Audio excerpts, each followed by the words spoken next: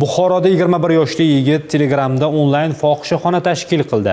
U ayollar rasmlarini ushbu kanalga joylab, ularni pul evaziga mijozlarga taklif qilgan. Holat yuzasidan jinoyat ishi qo'zg'atilib, tergov harakatlari olib borilmoqda. Bugungi kunda axborot texnologiyalari imkoniyatlaridan g'arazli maqsadlarda foydalanish holatlari ko'plab uchrayapti. Buxoro viloyati Ichki ishlar boshqarmasi tezkor qidiruv xizmati xodimlari tomonidan o'tkazilgan navbatdagi tadbirda 21 yoshli fuqaroning moddiy manfaatdorlik yo'lida qonunga xilof tarzda faoliyat yuritib kelayotganligi aniqlandi. Gap shundaki, bu qahramon xotin-qizlarning sha'ni va qadr-qimmatini oyoq osti qiluvchi onlayn fohishaxona tashkil etgan. Yigit Telegram messenjerida maxsus kanal tashkil etib, unda xotin-qizlarning suratlarini joylashtirgan hamda ularning xizmatlarini soatbay va tunbay ko'rinishlarda muayyan mablag' evaziga narxlab kelgan. Joriy yilning 12-fevral kuni soat taxminan 15 larda u Buxoro shahridagi xonadonlarning birida mijozga jinsiy aloqa qilish uchun o'z Telegram guruhidagi ayollardan birini 400 ming so'm evaziga gaplashib bergan.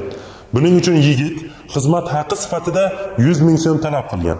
Inson qadr va nomusi ustidan savdo qilib yaratilgan sharoit evaziga 100 ming so'm miqdordagi pulni olayotgan vaqtida ashyoviy dalillar bilan qo'lga olingan.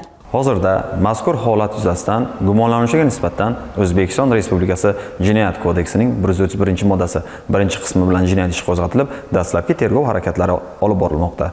Xulosa o'rnida aytish joizki, ijtimoiy tarmoqlarda yoki kundalik hayotda axloqsizlikni targ'ib qiluvchi, xotin-qizlar sha'nini toptab, qo'shmachilik bilan shug'ullanuvchi har qanday shaxsga insoniylik, g'urur va nomus to'siq bo'la olmas ekan, undaylarga nisbatan qonun o'z so'zini aytadi.